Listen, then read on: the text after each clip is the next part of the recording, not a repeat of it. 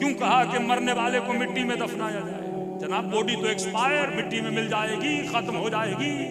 मुसलमान जलाता क्यों नहीं? दरियाओं में क्यों नहीं डालता? पारसियों की तरह पहाड़ों पे क्यों नहीं रखता कि चील और कौवों की गजा बन जाए? जमीन में भी तो कीड़े खा जाते हैं इसे। नहीं, अल्लाह का उसूल है कि हर चीज में अमानतदारी करो।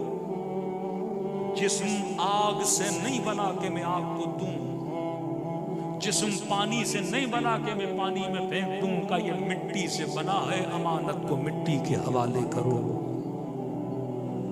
कफन पहनाओ क्योंकि मुस्लिम था, गुस्ल दो ताकि पाको पाकीज़ा आलम में दुनिया में से उठाया जाए, और दफना के अदब के साथ। क्यों कहा जल्दी दफनाओ? ये भी अदब मुर्दा के लिए, कहीं औलाद के दिल में बाप के लिए कराहत न पैदा हो। कहीं माँ के लिए औलाद के दिल में आप कहेंगे मौलाना कराहत कैसे? 3 दिन 4 दिन घर में रहेगा तो बदबू होगी, बदबू होगी तो कराहत पैदा होगी, कि जल्दी इसको निकाला जाए।